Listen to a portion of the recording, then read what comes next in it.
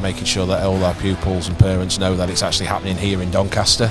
There's Watson, I can see him. An experience like that, kids, just can't buy. Of course, it's going to create that buzz, it's going to create that feel-good factor. And the children feel like they've got a vested interest in it. It's not only affordability, it's accessibility.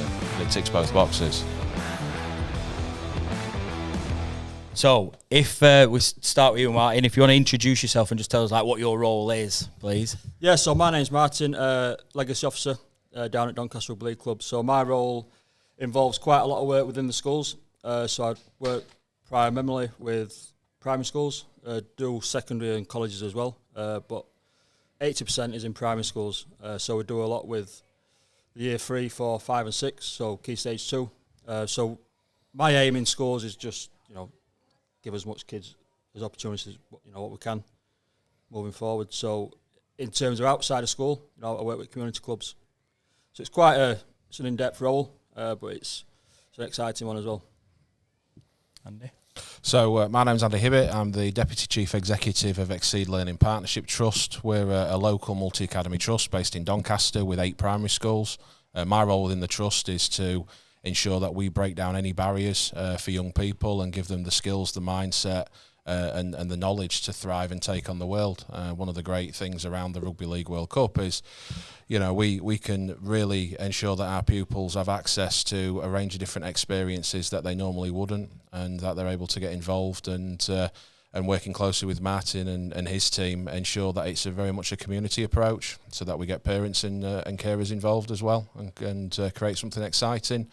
In terms of our overall approach as a trust, it's about really making a difference to young people and ensuring that we give them a range of different opportunities so that we can raise aspirations and their awareness. Yourself? Richard Enfield. I'm the PE lead at Hayford Lane Primary School. I've worked with Martin for many, many years now, and in many different aspects, I'll say.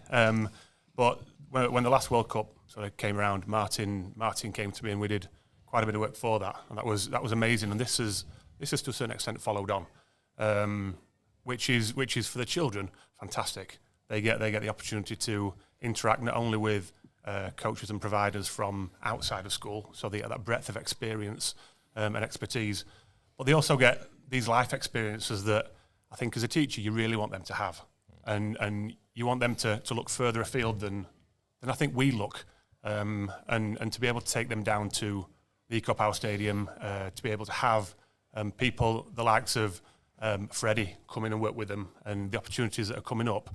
I think for me as PE lead that's key, and that's, again, Martin said it's key stage 2 primarily, but the rugby's rolling out further and further down the school, so it gives all the children sort of that chance to become more physically active and hopefully take that up outside of the school. Sticking with the schools then, obviously that's heavily what we're going to be discussing today. How are schools actually getting involved in the whole build-up to the Rugby League World Cup? Do you want to go? Yeah, happy to go first. So what we're doing alongside Martin and his team is, first and foremost, it's about raising the awareness of what's happening. So actually making sure that all our pupils and parents know that it's actually happening here in Doncaster and they can get involved to begin with. And it's then creating that excitement, that buzz. So we've got the opportunity to have players come into schools. Martin and his team are undertaking a range of different activities across our trust. And then we're getting our teaching staff involved as well, because I think it's really important that they feel the buzz and get to enjoy it. So it's a real community approach in what we're trying to do, and we're trying to make sure that we involve all our schools in the trust, so that every single pupil and parent and teacher has the opportunity to get involved and enjoy it. I think for me, we've identified obviously the 16 nations taking part in the World Cup. So initially we want to get as many kids involved as we can, but we've also got realistic as well. So our target was we're going to try and get 16 schools obviously to represent each of the nations. So when we went out and put it out to schools, we got 40, 50 schools straight. We want some of that. So we haven't got the staff to cover the amount of schools that are interested in terms of delivery, so the coaching side of it. So we had to do a draw, which added a bit of excitement as well. It helped Doncaster in effect by the World Cup being moved back a year, because we're not a massive rugby area, so it gave us that extra time to build up the excitement as well. So the 16 schools that were drawn, we've then obviously been in doing some delivery. We've just recently finished our 2 festivals, year 5, 6, and we had a year 4 festival, which had over 150 kids taking part, which again, some of them for the first time. You know, and you can see from where they were at the beginning to where they were at the festival, how the kids have improved. So for us, that's the main aim, you know, to see kids develop the skills that they can use in other sports, in other aspects of life. It's not just a case of rugby. You know, it's the teamwork, it's the fundamental skills that they can obviously transform into different sports that they do play in schools. So it's a game, you know, rugby, like I say, it's not a massive in Doncaster, and it's never been one that's been pushed in schools, because it is a game where it takes a bit more coaching than maybe putting 22 kids on a football pitch and saying, let's have a game of football kind of thing. It takes a bit more, maybe 3, 4, 5 weeks for the kids actually pick it up, you know, and they think, well, you know, it's not actually that hard, but it is a learning process. So for us, it's great to see the kids, you know, first of all, enjoy it. That's the main aim. But our aim then moving forward is then to support the community clubs, you know, get more kids playing after school.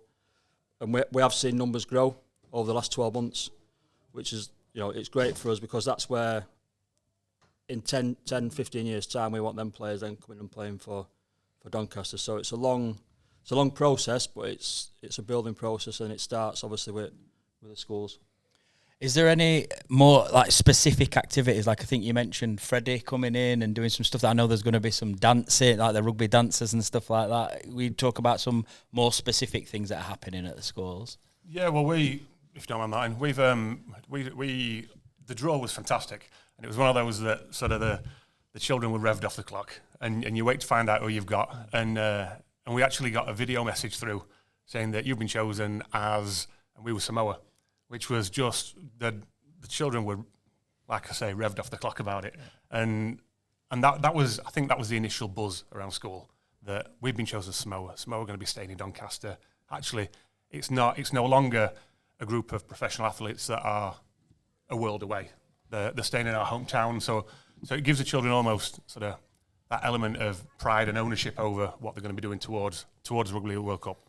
And so when we found that out, it was really nice speaking to the staff and saying, look, this is what's happening. How can we roll it out across school? And so as much as each class will be looking at a range of teams in the World Cup, our focus is Samoa. And so we've got different year groups focusing on the cultural aspect of it. We've got the food. We've got, as you say, the dancers. Just the way of life of the Samoan people. And for the children in school, again, it's sort of that cultural capital that you increase, and that wider knowledge of the world, really. But yeah, the dancers, you mentioned Freddie. Freddie came in before Christmas. Yeah, he came in before Christmas and worked with about 60 of our children, ranging from years 4, 5, and 6. And what a guy! What? Yeah, that's all you can say. What a guy! Do you know what? He was fantastic with the children. He was really, really good, and the children picked up the Civetao very, very quickly. And sort of moving on from that, it was a bit of a shame for our year 6s, because they obviously they were year 5 then, expecting to do it in the autumn, and now it's been moved. They're not going to get to do it, but in fairness, they are going to get to do it on the 18th. So they're going to go down to the Keep Moat and perform it, and Eco Power, apologies. just on Martin's face. Old habits. Cut that out. Yeah. So I'll redo that. So they are going to get to go down to the Eco Power. I thought it was a Keep Moat. Don't do that to me. When did it change? You throw me. Yeah. So they still get to be involved, which is great because they've worked towards that. And we've got Freddie coming in on the morning of the 18th to work with them. But then going into the actual sort of World Cup run up, the immediate run up to it, the children get to perform it directly to the Samoan players, which is just it's one of those life experiences that you can't buy. So that'll be really, really special. And I know there's sort of additional chances for them to perform it, which I'll let Martin sort of fill you in on. But I think for us as a school, it's really special. And it's not just those children that are taking part that will benefit. As mentioned earlier, there's the tickets, there's the buzz among the wider community, and the children want to go, but actually they want to share the experience with the parents and with the carers. So that's really important. And we've got, I'll be honest, the majority of the staff are going to be going down as well.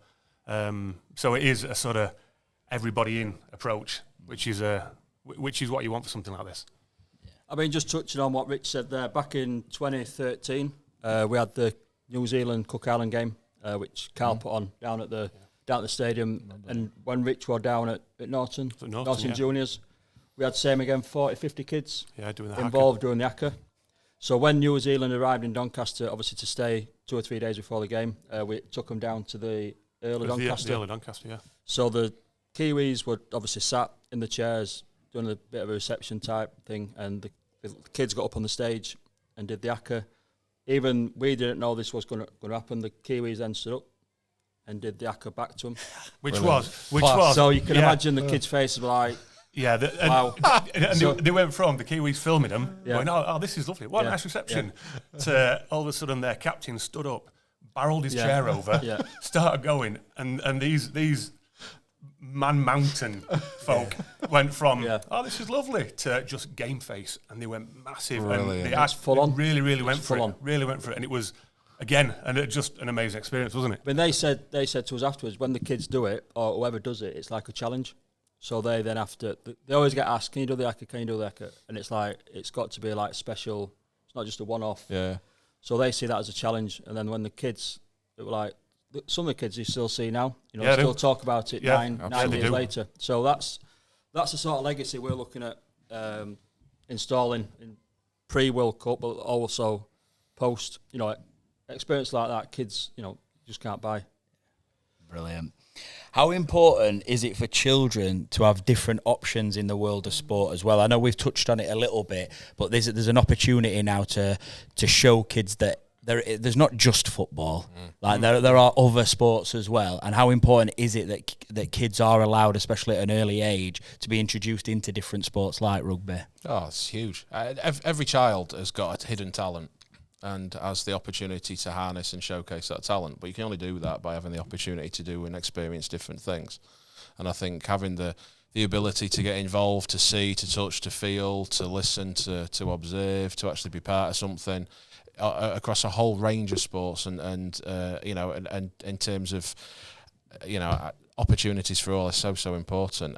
And if we don't focus on giving children opportunities, we're going to inadvertently steer them down the same path as they've always gone down. And actually that's wrong, because what our role in the whole system is to harness, is to support, is to give them experiences and opportunities that they fully deserve and go on and be great in their area of expertise. So important. It's one of our biggest barriers, to be fair, the awareness of rugby league. So we can go into a school, we can stand up in front of 100 kids in an assembly, and we can ask them who plays down at the Eco Power. Straight away, Doncaster Rovers, okay, that's great, but does anybody know about the rugby league team? And you can see their faces like, what? So that's our first barrier, but like Andy said, it's not just about rugby, it's about different sports, because I always say to kids, if you don't try, you don't know. Absolutely. Because you always get the attitude of, I don't like tag rugby, I don't like cricket, I don't like basketball, I don't like...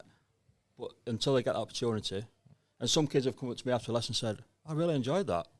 I said, is it your first session? I said, yeah. I said, and it'll only get better as the more you understand it. So learning the basics is really fun, but then when you actually get playing the game, it's even more fun. So when you understand something more, you obviously enjoy it more as well. So it is a massive for kids and teachers as well. Yeah. Teachers to understand a new sport. So we can't be in schools all the time. So for us, it's again doing some CPD where we say to teachers, look, when we're not in, we can't deliver to all your year groups. So if we can give you the resources, the training, when we're not in, you can be delivering. So it's ticking every box for us, because if we're not in, but the schools are delivering it, it's a win-win. It's important that, because sports harness life skills, don't they? You've got resilience, communication, teamwork, all the key skills in life. And actually, if you look at any sport, they all interweave, and it's so important.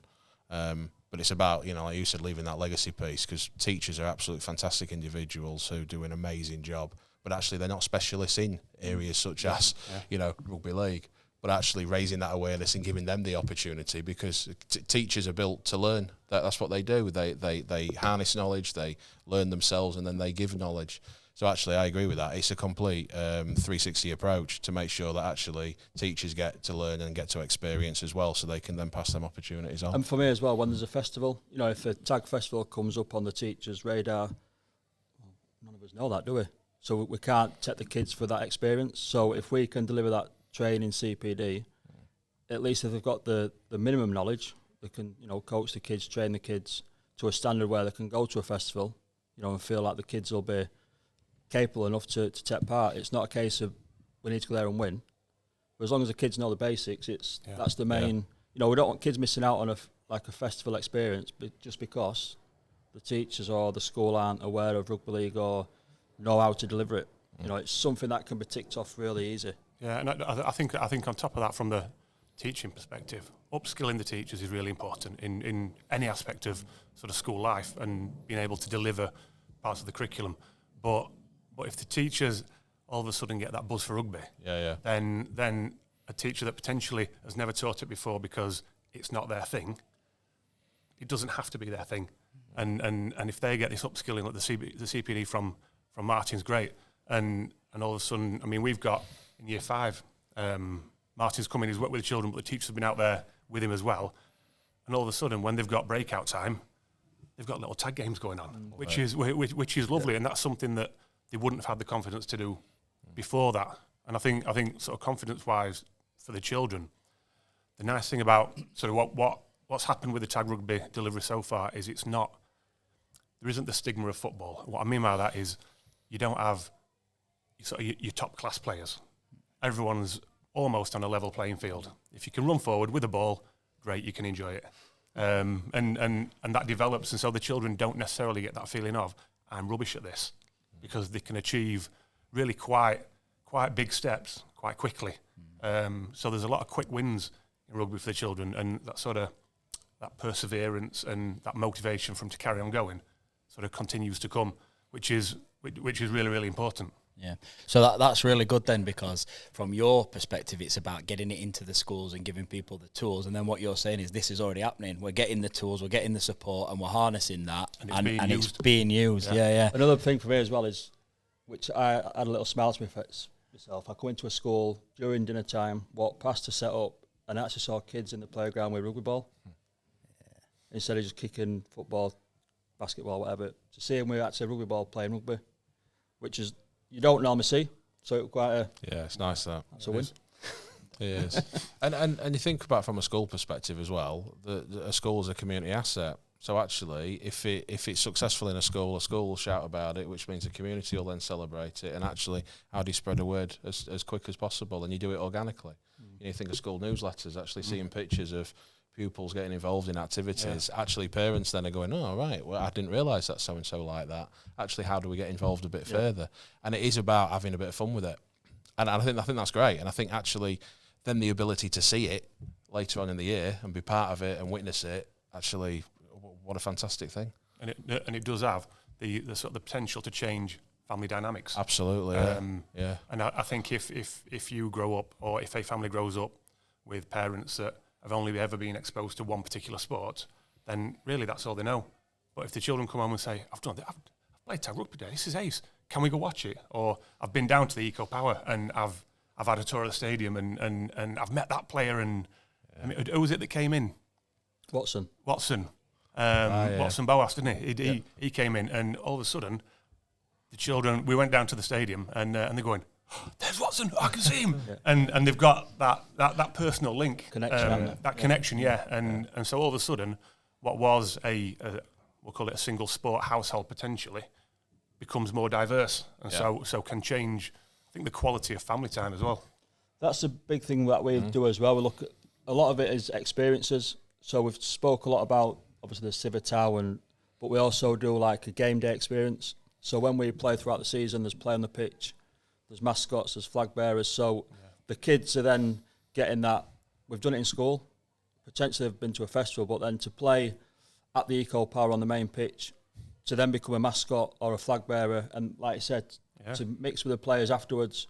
It's that sort of experience that you want to give the kids. It's not just a case, right, we'll come into your school, now we're going to take you to a real game, so a live game. You know, we can show you as much footage on video, this is rugby, but I don't think you can buy like the full experience until you actually go to a live game. Yeah, so they can hear the tackles, they can hear feel the the atmosphere, collisions, they can see the skills that you know you need to be a rugby player. And when we come into the schools after they've been, it's like, can we do the tackling?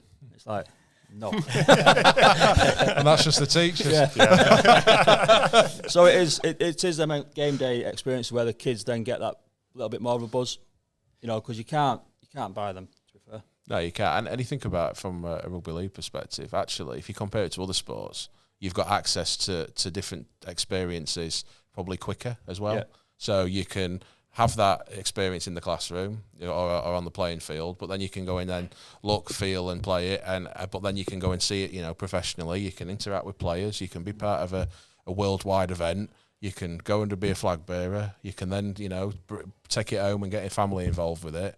If you compare that to other sports, actually, you'd be challenged to find that, you know, something that you could do at that pace and in that time frame. Yeah. And I think that's the uniqueness of the legacy piece, of actually shouting about it and actually making people aware that, do you know what, you might like other sports and it's absolutely fine to do that and enjoy as many sports as you want.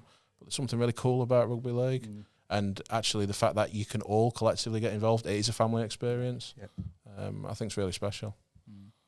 I'd usually ask, like my question at this point would usually be, what legacy do you hope hosting the Rugby League World Cup will leave for young people in Doncaster? But the whole conversation, it sounds like what we want the legacy to be, which is more people joining the local clubs, which makes the local clubs bigger, which means maybe we sprout up a few new clubs in different areas, because Doncaster as a city now is a big place. And I think you're right, there's only 3 local clubs. Yeah. Yes, why can't there be 5, 6, 7, 8, 9, 10 in years down the line? We spoke about how it's already being brought into schools and implemented in schools, and you're seeing more kids on the playground playing it and all that sort of stuff. It's almost like that's the legacy. It's already happening because of all the work that people like yourselves and everybody else that we're speaking to throughout this podcast series are putting into the whole build-up. It's almost like the legacy is already happening. It's a reality rather than just what we're going to class as a legacy. Yeah, certainly the shoots are there, and I think the foundations have been laid, and actually the children themselves are choosing to build on those foundations, and if that can be done sort of through the work that Martin does, through the work that we do in schools and in the community, then, like you say, the basics are already there. It will organically grow, but it won't grow if things like this don't continue to happen, which is why sort of the work that Martin does sort of in schools and in the community is so vital for the growth of the sport. I mean, in terms of the World Cup games themselves, we've got 3 obviously down at the Eco Power, so we've got a lot of the children from the schools involved. So again, it's another experience. So the first game, you know, we've got the 16 schools that are going to be taking part in the World Cup Tag Festival in October. They're going to be coming to the first game and doing a parade. So they'll carry the flag of the nation that they're representing and do a full pitch parade before the first game. We've got the Richards School are going to be performing the Civitao before the Samoa Greece game on the Sunday. Again, we're looking at probably 60, 70 kids performing that on the day. So that's an experience where, you know, the children that maybe don't like the practical tag rugby side of it still can get involved by being involved in a dance. So we're not saying we want every kid to pick a ball up and, you know, they're still going to be involved, obviously, through the dance. So we are getting the kids involved massively. You know, there's opportunities out there with the community clubs. They're going to be doing the mascot roles and the flag bearing. So everyone's going to get a piece of the pie, if you like. So we were quite clear with the World Cup team when we heard that these roles were available. You know, we said we want our people doing them. You know, we don't want them going out to like a ballot or so people from Wigan, Leeds, Cass, you know, outside of the city. We want our children, you know, taking them roles up. We need to grow our game, and by offering these sort of experiences and opportunities, that's gonna help push that forward. So it's all proactive at the minute. It's very obviously, as you can imagine, it's coming up like a steam train at the minute. There's that much stuff going off. We just need to make sure we tick every box and not. Thing for me, and I've spoke to Dean at the council, we can't over-promise. You know, because if we get to the World Cup games and we say, right, you're going to do this, and then we don't deliver, or we let people down, it's a bit. So working with the schools and, you know, local clubs, we've ticked off every box that we need to tick off. It's all good. I think the other thing is it's a place-based approach. Doncaster's got a history of being successful when they have a place-based approach, and actually involving schools from the early onset, actually enabling us to be part of things, working with the team to kind of say, do you know what, we'd like to all our pupils to have some form of experience of what's about to happen, I think is absolutely key. And, you know, the thought of having hundreds of our pupils at the Eco Power experiencing the game, you know, pupils walking around the pitch with the flag and actually having an experience that normally they wouldn't be able to, I think is really, really important. And just building exactly on what Martin said, if at the end of this they don't pick up a ball, but actually they've increased their confidence, they've you know, had a life experience that they will always remember, and have had the opportunity to come out of their own area of the city, then actually what an amazing legacy piece that would be as well, because they'll always remember it. And actually, we're in a unique situation, I think, whereby we're going to be doing something over the next 6 months that will leave a legacy piece, because we're all determined and involved, and will ensure that it will do. And just that knock-on effect, you know, siblings. So actually, what's that going to do for family?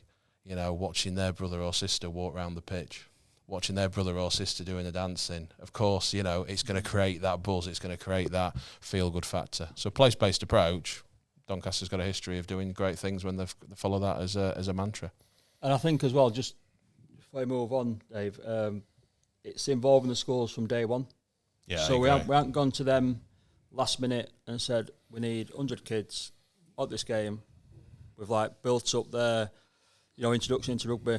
We've given experiences at festivals, at game day, down at the Dons, you know, and then they get the buzz for it. And then obviously the World Cup's the big one, but we haven't done it like done to approach. It's done with, isn't it?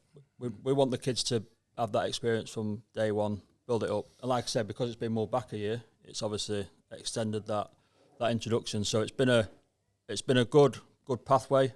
Obviously, we need to continue that pathway after the World Cup. It's not just a case of won it, World Cup, done. I go and get in car, drive off, and, you know, never to be seen again. It's got to be a continuing. Well, you know. Need to check your contract, mate. I'm sure he's contracted. So yeah, the final whistle, that's you gone. Yeah, but you know, it's one of them where it can't just stop. You know, it's something's got to allow it to continue, and I think that's really important. The fact that it has been sort of it's been an approach that has been over a long period of time. Yeah. As you said, it's a done with, not a done to, and the children feel like they've got a vested interest in it because they've had that sort of that breadth of experience and that the longevity of from the very start where they couldn't pick up a ball or didn't know that there was a rugby team playing down at the Eco Power to now knowing that and more. So actually going there is more of an experience for them, and they're, like I say, they're fully committed into it, which is amazing for them. It just means, I think it means so much more than just right, you 50, I need to take you down and you need to do this dance for me. They want to do it, which is important. And then we just finish off in September as more of a build up. We'll do a assembly roadshow. So we'll bring a player in, probably Watson. Obviously, there'll be a PNG link to him. Just to lift that. They've had that 6 week off. Obviously, all kids forget stuff. So we'll be going into schools doing the World Cup roadshow, and then lift that again. Obviously, build up because they're playing the Tag Festival. So build all that momentum up, and then obviously build it up again for the first game. So it's a case of give the kids 6 weeks off, let them do what they need to do, and then we'll come back in and build the buzz back up again. And there's also on top of that, there's the whole ticket offer for schools. So it's not a case of a child goes home and says, I want to go and watch that particular game. That can be done through school, so that buzz remains there. And actually for parents, it's an easy process. Yeah. They say, we want to go to that match with our child, we want that many tickets. Yeah. Can you sort that out for me? Lovely, of course I can. And so actually there's no faffing around, and they know that their mates are going, and that if they're all working together, then they're going to be in the same sort of the same area of the stadium, which is really important for that sort of that experience for the children and for the parents. So yeah, I mean that's coming up September, isn't it? Yep. Which is, I think, just adds that buzz and excitement to it. I agree with that, because if you think about the ticket offer, it's not only affordability, it's accessibility, and it ticks both boxes. And I think that's the key to sustainability as well, isn't it? From a legacy point of view, I don't know how many abilities I put in there, but we'll go with half a dozen. It's a possibility, you know. But very good, yeah. But no, it is, isn't it? And it's all about making sure that it's a sport that continues to be accessible. And actually, what we don't want to do is create a big buzz around something and then it not be accessible to all. Yeah. And that's the beauty of that ticket offer. That actually, and it's going to create a real cool community dynamic. I mean, I know that we'll be going with some of my neighbours, so I'm really looking forward to it. Yeah, likewise. And we've all got young children who will all be collectively, having an amazing experience and thinking, wow, what's this about? Yeah. I mean, the idea as well is talking to the ticket team at World Cup is once the schools put the group bookings in, all the schools in Doncaster will be seated in that same area. Yeah. So again, it creates that togetherness. You've not got some in that stand, some in that stand, some, if they're all together, again, it creates that. Teachers will probably know each other, through some certain training, and so it does help. I agree with that. It's a we approach, isn't it? Yeah. And it's going to create pride in the place. I think that's also very important, especially growing up. For young people, is actually it creates that pride element that actually this happened in my city. Brilliant. I don't even have to talk, do I? In this one, it's great. So down to the nitty gritty, then the big question: who's going to win the World Cup? Well, Martin's got to go first because he's got inside information, and. Well, you've asked me this one I think on the community one, didn't you? So I can't change my mind. I think Tonga.